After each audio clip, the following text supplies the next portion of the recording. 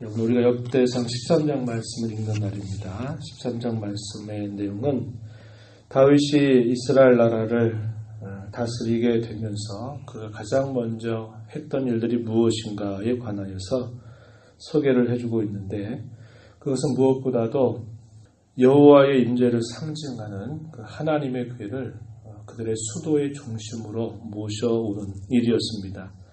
이 일은 다윗이 소원하고 간절히 바랐던 일이지만, 그러나 다윗이 자기 스스로 홀로 결정한 것이 아니라 자기와 함께하는 모든 지휘관들을 불러서 그들과 함께 의논을 하게 됩니다. 그리고 동의를 얻어내서 여호와의 궤를 예루살렘으로 옮겨오게 된 겁니다. 본문 1절 말씀에 가서 보시면요, 다윗이 천부장과 백부장 곧 모든 지휘관과 더불어 의논하고, 다윗이 이스라엘 온 회중에게 이르되 만일 너희가 좋게 여기고 또 우리 하나님 여호와께로 말미암았으면 우리가 이스라엘 온 땅에 남아있는 우리 형제와 또 초원의 딸린 성읍에 사는 제사장과 레위 사람에게 전령을 보내서 그들을 우리에게로 모이게 하자. 그리고 하나님의 궤를 우리에게로 옮겨오자, 이렇게 말합니다.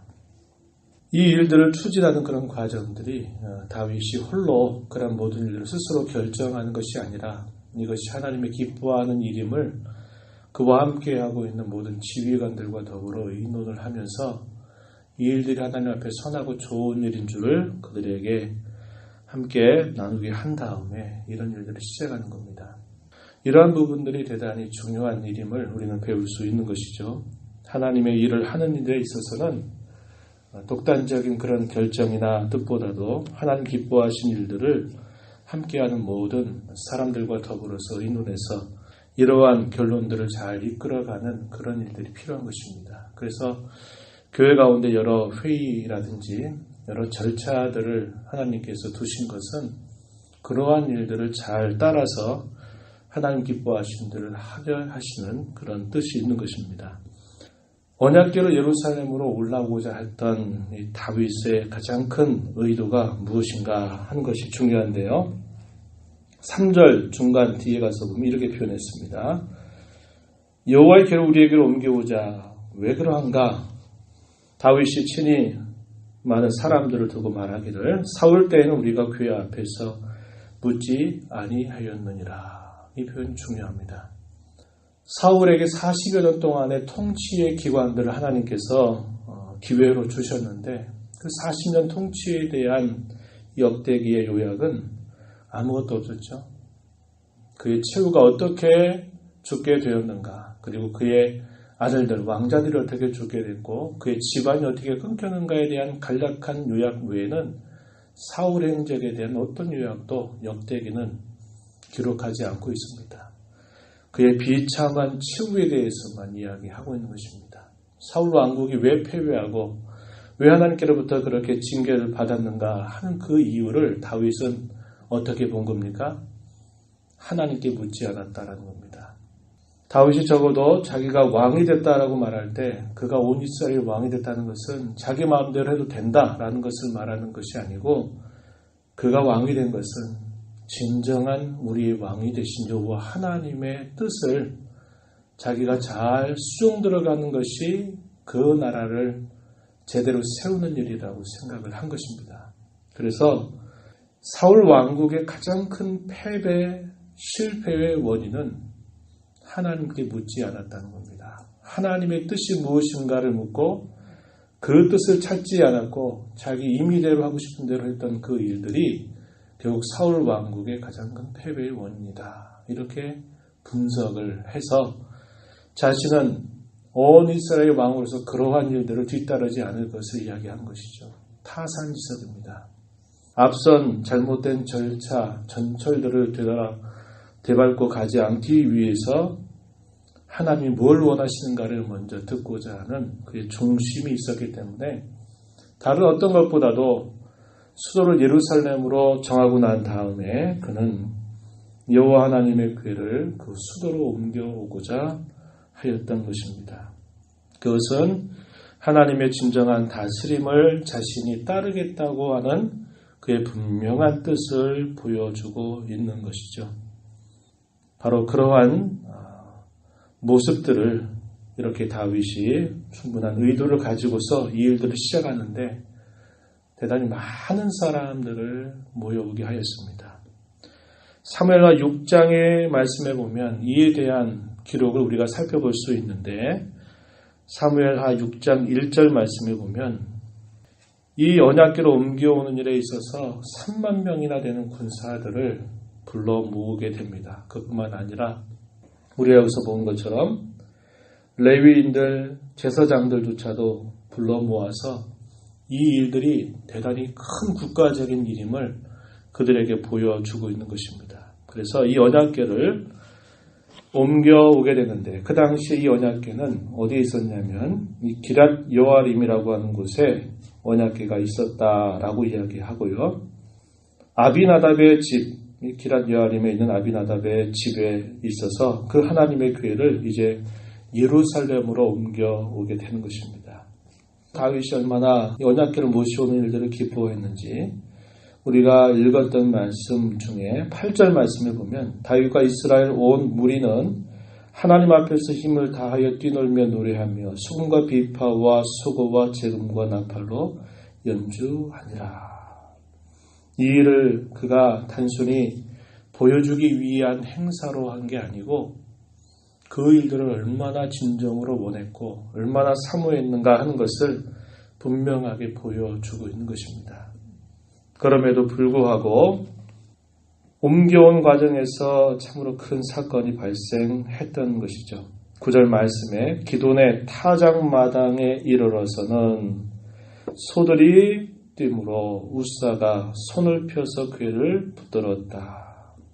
10절에 우사가 손을 펴서 궤를 붙들므로 말미암아 여호와께서 진노하사 치심에 그가 거기 하나님 앞에서 죽으니라. 옛적에 어떤 일들이 떠오릅니까?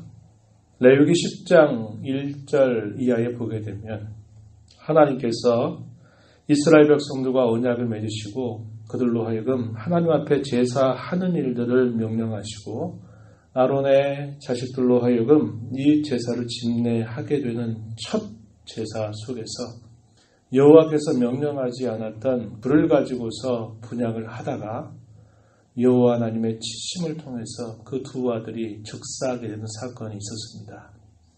마치 이 사건은 정말 좋은 일들이 진행되고 있는데 찬물을 확 끼얹는 것 같은 깜짝 놀랄 만한 그런 사건이 발생된 것이죠.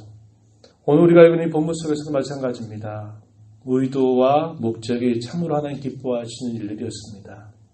여호와의 궤를 수도인 예루살렘으로 모셔와서 하나님께 묻고 하나님의 뜻을 따라서 온 나라를 다스리고자 하는 그런 선한 의도가 있었음에도 불구하고 이런 기대되는 일들, 이런 감격스러운 일들 속에서 뜻밖의 참으로 큰 사건이 발생하게 된 것이죠.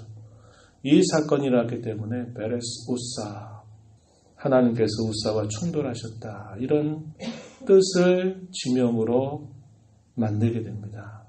그런 하나님의 진노가 나타나서 결국 우사를 죽이신 그 사건을 이렇게 표현해 주고 있는 것입니다. 11절 말씀에 그곳을 베레스 우사라 부르니 그 이름이 오늘까지 이르니라 이렇게 표현합니다. 왜 그랬을까요? 하나님께서 기뻐하시는 의도와 또 뜻을 따른다 하더라도 그 일들을 이루어가는 절차가 하나님의 뜻에 부합된 것이 아니라면 하나님 그것조차도 기뻐하시지 않는다라는 사실을 분명하게 알려주고 있는 것입니다. 어떤 목적이 선하면 그 과정과 절차가 어떠해도 된다. 절대로 하나님은 그렇게 용인하지 않으십니다. 선하고 좋은 일을 뜻하고 목적으로 삼아도 그 일들을 진행하는 과정들도 하나님의 말씀, 그분의 뜻을 따르지 않게 된다면 하나님은 결코 기뻐하시지 않는다는 겁니다. 예를 들어서 교회 가운데서 교회 여러 형편들을 고려해서 많은 헌금을 하나님 앞에 드린다. 좋은 일이 될 수 있을 것입니다. 그러나 그 드리는 헌금을 어떻게 벌었느냐 하나님 그걸 다 보시는 거예요. 그걸 아무렇게나 하나님이 원치 않는 그런 부정한 방법으로 예를 들어 돈을 벌어서 예배당에다가 헌금 많이 한다? 소용없는 것입니다. 하나님은 어떤 좋은 일들을 아무리 의도하여도 그저 그만 많이 하면 된다 이렇게 말하지 않아요. 교회 가운데 일 많이 한다? 좋은 일이죠. 그러나 일을 많이 하는 것조차도 하나님께서 원하시는 그분의 뜻을 따라서 하지 않는다면 그건 소용없는 것입니다. 그래서 우리는 어떤 일의 결과뿐만 아니라 그 일들이 만들어져가는 과정들이 하나님께서 기뻐하시는가 그렇지 않는가를 부단히 살펴야 됩니다. 그렇지 않으면 일의 결과가 괜찮고 일의 성과가 있다 하더라도 그것은 결코 하나님이 기뻐하신 일이 아니라는 거예요. 그것을 우리는 이 말씀을 통해서 분명하게 배울 수 있는 것입니다. 언약궤로 옮기는 과정에 대해서 하나님께서 분명하게 말씀을 해주셔서 그냥 함부로 옮기지 말 것을 그들에게 알려주셨었습니다. 아론 자손들이 휘장을 덮게 되면 이 고앗 자손들이 언약궤를 어깨에 메어서 옮기도록 해야 됐고 절대로 그것에 손을 대어서는 안 됐습니다. 우사는 뜻밖의 흔들리는 그 언약궤가 혹여나 떨어지면 되지 않겠다 하는 마음에 생각 없이 이것을 붙잡았을 것인데 그래도 하나님은 그분의 거룩함을 나타내셨던 일을 통해서 이 우사가 죽게 되었던 것을 우리는 보게 되는 것이죠. 선하고 좋은 일이었음에도 불구하고 다윗과 함께 있는 모든 사람들은 두려워했습니다. 왜 두려워했을까요? 감격스럽고 기뻐하는 그 잔치와 같은 그 자리에서 사람이 죽게 된 사건 때문에 거기에 여호와의 두려움이 많은 사람들 가운데 임했을 겁니다. 그러면서 배웠을 것이에요. 하나님의 뜻을 따르지 않는다면 이렇게 되는구나 하는 것을 두려워하면서 이 언약궤를 다시 계속해서 옮겨올 수가 없었고 이 언약궤가 어디에 있었냐면 가드 사람 오베데돔의 집으로 3개월 동안 머물게 되었다고 알려줍니다. 13절 뒤에 가서 보면 가드 사람 오베데돔의 집으로 매어 가니라. 14절 여호와의 궤가 오베데돔의 집에서 그의 가족과 함께 석 달을 있으니라. 여호와께서 오베데돔의 집과 그의 모든 소유에 복을 내리셨더라. 이렇게 말합니다. 여호와의 궤를 모시는 그런 과정에서 우사라는 인물은 죽죠. 그러나 오베데돔이라고 하는 사람은 궤를 모시면서 복을 받습니다. 뭐가 차이일까요? 언약궤를 어떻게 모시느냐는 겁니다. 그것을 어떻게 모시냐에 따라서 그것이 화가 되고 저주가 되고 진노가 될 수도 있고 어떻게 모시냐에 따라서 그것은 복이 될 수도 있다는 것을 보여주고 있는 것입니다. 하나님을 섬기되 그분이 원하시는 뜻과 절차와 방법을 따라서 하나님을 섬길 때 그것이 복이 될 것이고 그런 것들을 대수롭지 않게 여기게 될 때에는 하나님의 화가 진노가 임하게 된다는 것을 분명하게 보여주고 있는 것입니다. 저와 여러분 이 새벽 시간에 이 말씀을 보면서 목적과 뜻이 아무리 선할지라도 그 과정과 절차가 하나님의 뜻에 맞는 것이 아니라면 그것은 하나님께서 원하시는 바가 아니다라는 사실들을 우리는 다시 한번 배우게 되는 것입니다. 우리가 이 말씀을 기억하면서 우리의 매일매일 살아가는 삶의 모습들 속에서 내가 하나님께서 원하시는 방법, 절차와 질서를 따라서 하나님을 섬겨가고 있는가 하는 것을 끊임없이 점검하면서 하나님을 진실되이 모시고 섬겨 살아가는 저와 여러분이 되어야 할 것입니다. 그런 하나님의 은혜가 함께하기를 진심으로 바랍니다. 하나님 아버지 감사합니다. 저희들에게 생명을 허락하시고 복을 주셔서 오늘도 하나님께서 주신 은혜를 따라서 이 하루를 시작합니다. 저희들에게 주시는 말씀을 살펴보면서 하나님께서 진정한 왕으로서 다스리기를 소망했고 앞선 시대의 실패의 원인이 무엇인가를 바르게 분별하면서 하나님께 묻겠다. 하나님께서 진정한 왕으로서 다스리도록 하겠다고 하는 그런 선한 의도를 가진 다윗의 모습을 봅니다. 그것을 옮겨오는 과정에 있어서도 절차가 바르지 못하게 될 때 하나님께서 친히 그것을 싫어하신다고 하는 것을 분명한 사건을 통해서 보여주셨습니다. 저희가 하나님을 모셔 섬겨 살아가는 그런 모든 삶 속에서 하나님이 진정한 우리의 왕되심을 잘 드러내는 저희들 되게 하시고 그러한 교회가 되도록 인도하여 주시옵고 이런 모든 일들을 진행해가는 과정들 속에서도 하나님의 뜻에 합한 것인지 하나님 기뻐하시는 것인지 아닌지를 잘 분별해서 바른 걸음을 가지고 하나님을 섬겨가는 저희 모두가 되도록 인도하여 주시옵소서. 은혜의 보좌 앞에 나와서 시간도 간구하는 종들을 긍휼히 여겨주시고 은혜가 풍성하도록 이끌어 주시옵소서. 귀하신 예수님 이름으로 기도하옵나이다. 아멘.